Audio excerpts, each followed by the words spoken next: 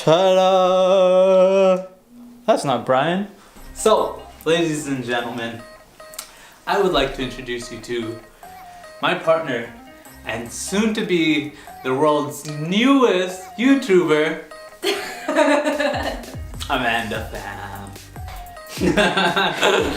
So, I have a topic in mind. I haven't even told her it just yet, so she's kind of on the spot. But we're gonna roll with it.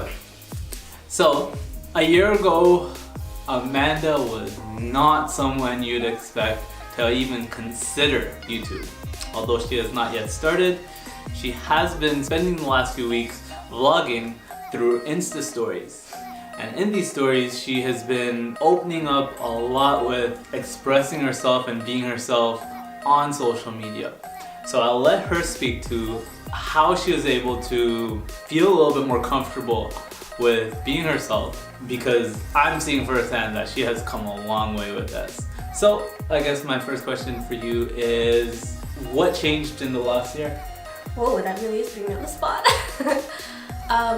Confidence, obviously. But I think it's a lot to do with your line of work. Specifically because we've been doing a lot of setting up stuff here. And I'm here when Bryan's recording stuff, practicing recording stuff, and there's a lot of things that I would suggest that he does, and then in my head it's like, oh, I can do that. I think I can take that advice and just run with it. And so that was already bubbling in the background and everything, but what really triggered the posting and the videos and the vlogs as of late. Pause. I feel like I don't got enough room in this. Give me a little bit of space. Yeah. Alright, continue. No, come forward. Continue.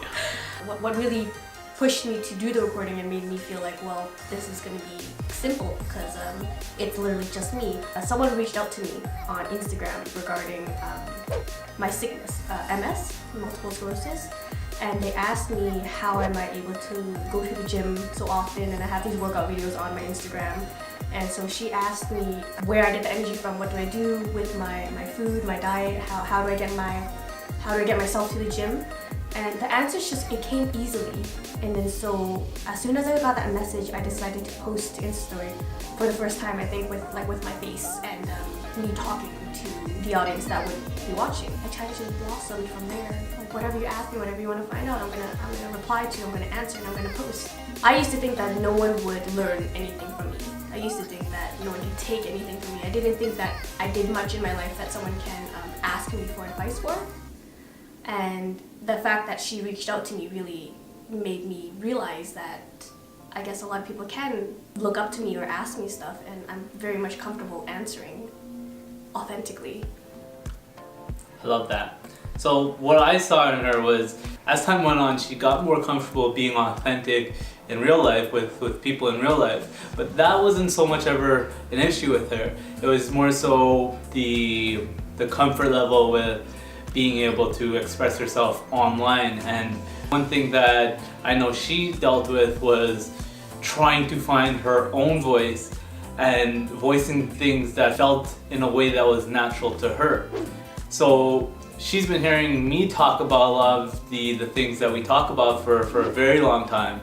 And I know that when she looked to speak to some of these things, she's told me that it was difficult for her to align with expressing it in a way that felt natural to her, opposed to just kind of regurgitating the way that I would voice that message. So maybe you can speak a little bit to how you were able to find your own voice and find that voice that you felt comfortable with and felt right to you. Okay, so we can start with a little background information. Was that I think I'm a fairly good listener, and I listen to a lot of things that you preach, that you teach, that you tell other people about, that you advise other people and suggest to other people. And I agree with almost everything you say, 100%. So I never have anything to add because you've said just enough. So I never knew that I felt this way until recently, but I didn't realize that I never voiced myself.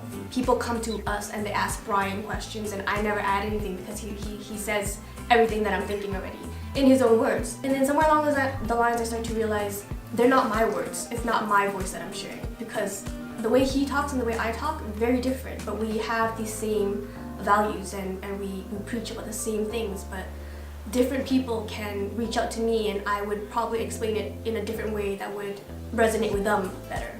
And I realized, talking to a friend actually, I felt like I could have added a lot to the conversation with my experience, and I felt like he would have understood more if I spoke up. And we talked about this after this conversation with our friend.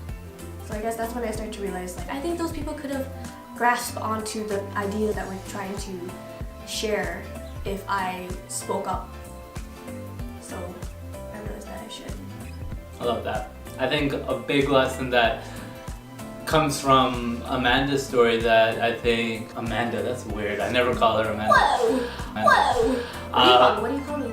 B? Okay. That's her nickname. B and B. B. B-I, B. What does B mean? B in my Hour. In our language, Vietnamese. in Vietnamese, it means youngest daughter. I'm the youngest of 3 sisters, so they call me, it's my home name, they call me B. Right. So I think a big lesson that I think comes from her story that I think both of us want to spread and share with others is that there are people out there that can benefit from hearing your story. Because whether you see it yet or not, your unique story and your unique personality will resonate with people out there in ways that they don't resonate with other people. So for example, Amanda and I may speak to some similar things because we have very similar values and perspectives and outlooks, but because there's a difference in our personality, the difference in the ways that we express ourselves and voice what it is that we have to say, there are people that are going to be naturally drawn to Amanda more so than me, and the other way around. So I think it's just a very important lesson and perspective to realize that there is nobody else that is exactly like you. There's nobody that speaks the exact same way as you. There's nobody that has the exact same personality as you, nobody with the exact same story. So even though you may have things to say that has been said before, in sharing those things from your unique way of expressing it, there are going to be people that benefit from it in a way that they aren't going to get from anybody else. I think that's it for Amanda's first YouTube appearance. It is, technically. It is. It's on his YouTube channel. It's my channel. Yeah. I will be making appearances on her channel whether she likes it or not. He will be helping me set up my YouTube channel. And popping my head in every so often. I guess before we go here, the last thing I want you to do is give us a little rundown. What's your channel gonna look like? What are you hoping to do with it? What can we expect to see on it? Okay, so I talked a little about this on my Insta story, which I don't think is there anymore, but it's pretty much because I found what was helpful for people who was responding to me via Instagram was I was just being myself. I was sharing with them what I was doing during the day, how I was dealing with it, and what kept me positive and going. So I would be sharing stuff like fitness, diet and nutrition, and battling MS. So how I go about doing that, how I deal with it, the positivity, a lot of positive vibes. Sometimes it might just be me in the sauna. Just to be honest, it might be like a 30-second video of me be like, I'm in the sauna, I can't get out, it's nice and warm. I'm just being honest, I would post stuff like that. I really unfiltered. I love it. I love the unfiltered you. It's the reason why I'm dating you. And I am definitely excited to see more of it. I'm sure many of you listening will be as well, because look at this cutie. I think that's cool for Amanda's first YouTube appearance. I think that's cool. I'm excited to see what this girl brings us in the future. I think the thing I love about it most is that she's doing this for herself first and foremost. But now that she's jumping in with me on the YouTube game, you guys probably could expect to see a little bit more of this kind of action. Not that kind of action, this kind of... Peace!